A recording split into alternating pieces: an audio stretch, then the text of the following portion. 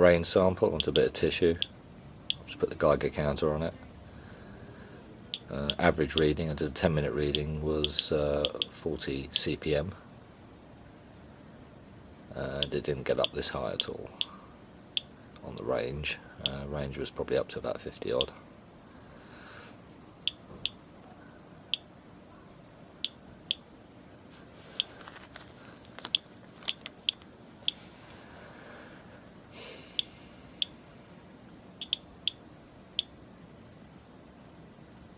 Got all the way up to 80 there, initial rush.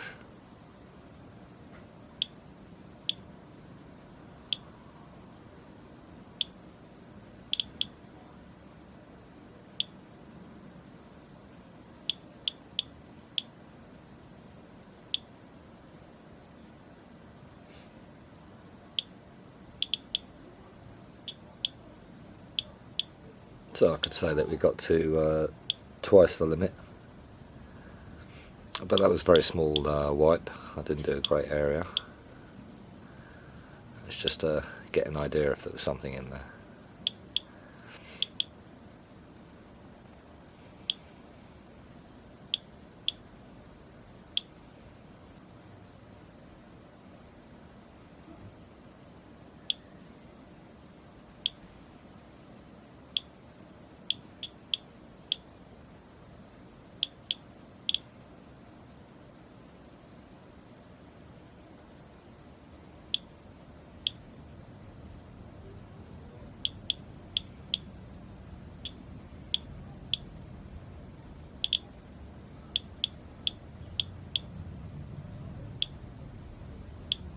We're not getting the 24 CPM that I was getting, so we're just getting a range here.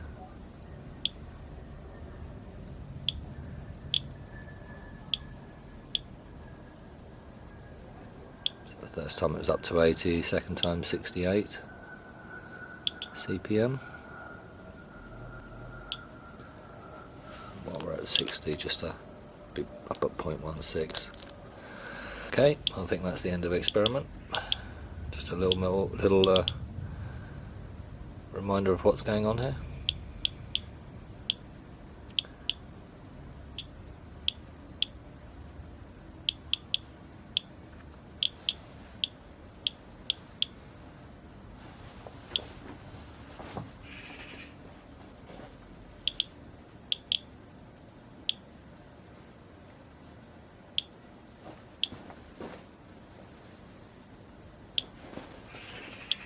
Okay, 7 o'clock, 6th of August, 2012, radioactive rain.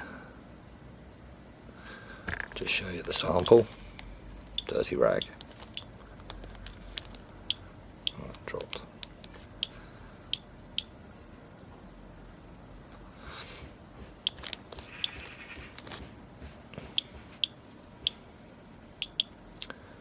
Oh, there it goes again. Blinky light thing. I think you'll agree it's found something radioactive there.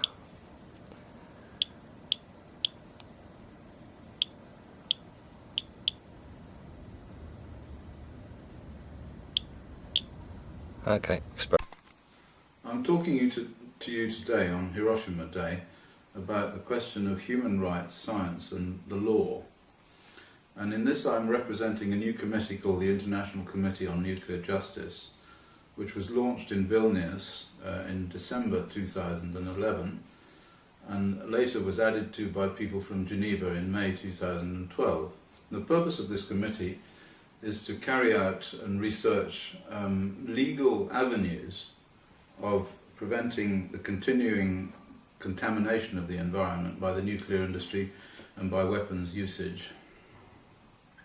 And the first thing that we are launching today is a petition to the European Parliament, which is based on human rights legislation, and it's based on the fact that there is an enormous amount of information available now, peer-reviewed literature, scientific papers, which show that the contamination of the environment is causing the deaths of millions of people.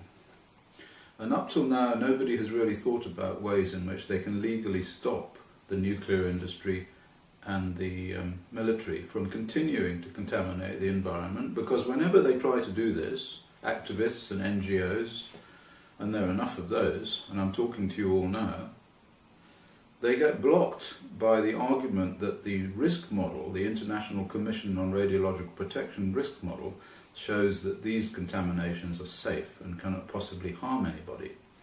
But there is now enough evidence to show that this is wrong. Scientific evidence in the peer-reviewed literature. And in the document that I should be sending you, and which you can find on the website of the International Committee on Nuclear Justice, which is nuclearjustice.org, you will find this document, which is a template for a petition to the European Parliament, which I will now explain.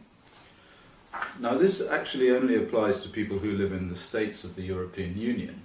And later on we will be dealing with people who live in other countries like Japan and the United States, countries which have signed up to various international conventions on human rights. And we will be using human rights legislation. But for now, the first launch of this petition, this idea, will be through a petition to the Petitions Committee of the European Parliament, which I will now explain. You will find this petition on the website, as I said, of the International Commission on Nuclear Justice. And what I want you to do is to download the petition and to sign it. And if you like to add to it anything that you have that concerns you about the particular situation in your country, about nuclear industry, about contamination, possibly about child health, whatever it happens to be that is your concern, add that to the petition, sign it, and send it by registered post to the Petitions Committee of the European Parliament at Rouviers in Brussels, and we'll put the address up for you to do this.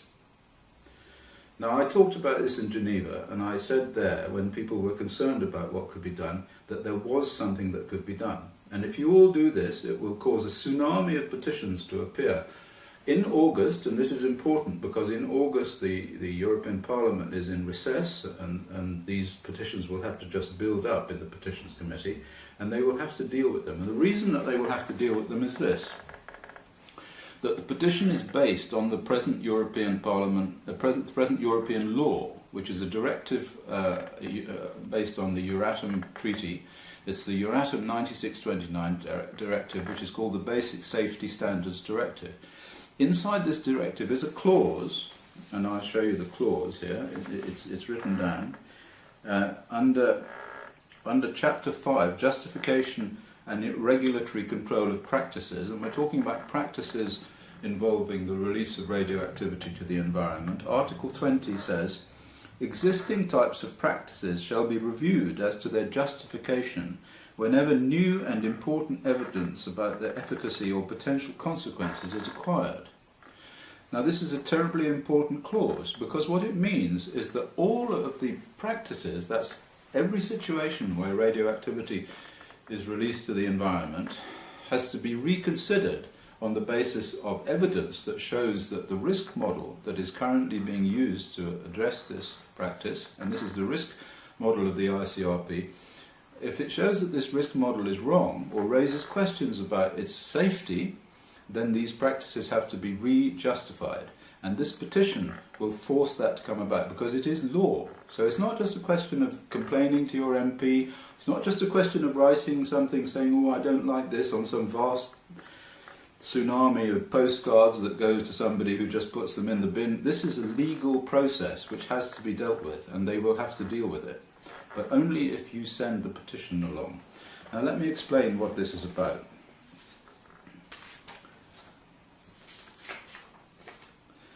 Under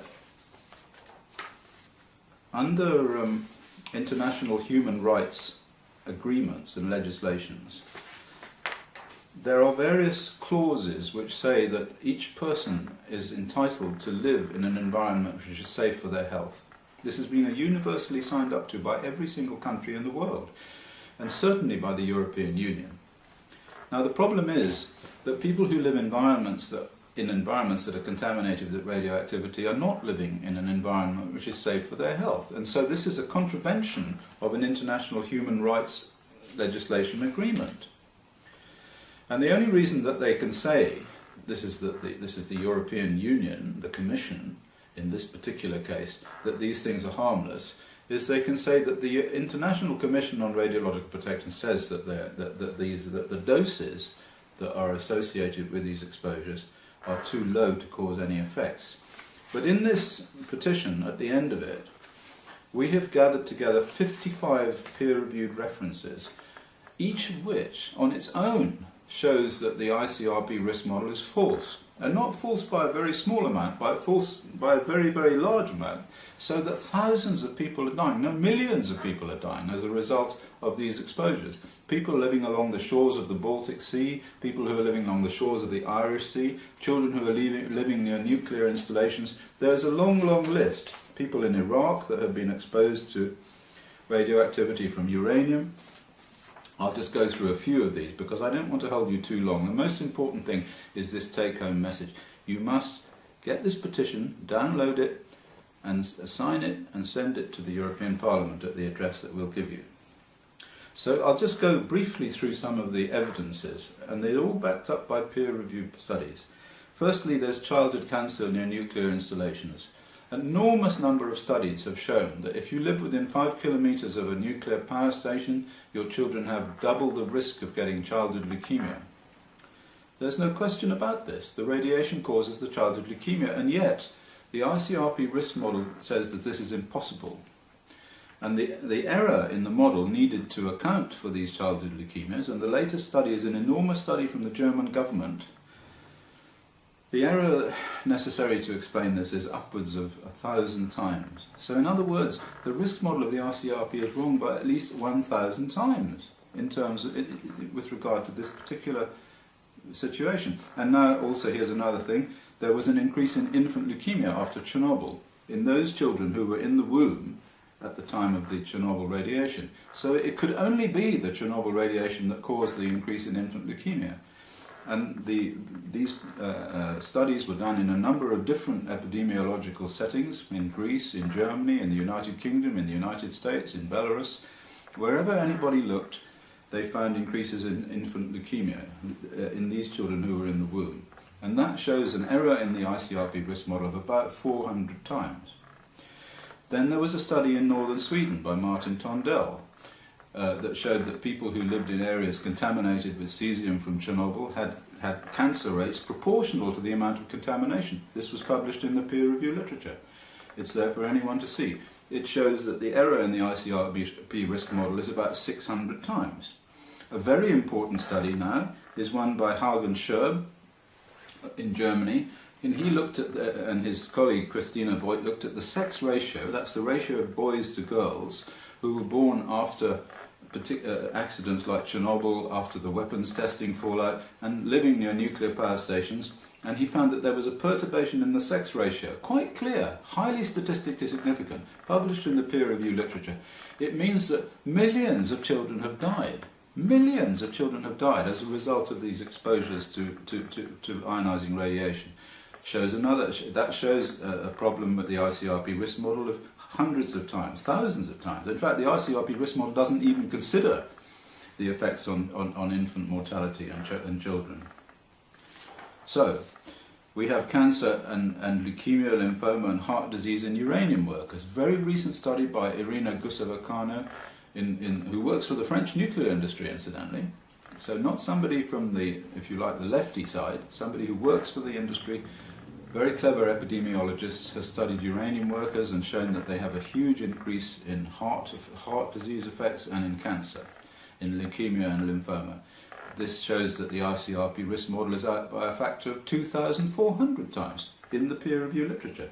Various other things. I won't go through all of them. They're all on the end of this report. I'll just finally mention, of course, the work done by my colleague Alexei Yablokov, who collected together all of the information that came out from the ex-Soviet Union territories contaminated by Chernobyl, and showed that there were enormous health disaster effects in Belarus, in Ukraine, in those parts of the Russian Federation that were exposed to the Chernobyl effects, in Bryansk. There is just so much evidence. We have an embarrassment of riches, but the problem is that nobody will look at it. Well, we're going to force them to look at it by sending this petition to the European Parliament Petitions Committee with all of its 55 references, and you are going to help us to do this. by contacting us at info@nuclearjustice.org, or else just going to the website and downloading the information. And I hope that you will contact us and tell us that you're doing it, so we'll have a sort of a list of the number of people who have helped us in this way.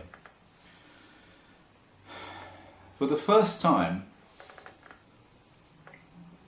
we can probably make a difference. We can probably really stop the nuclear industry from continuing to pollute. And I don't blame these people. I have to say that we're not talking about bad guys and good guys here, although actually there are some bad guys.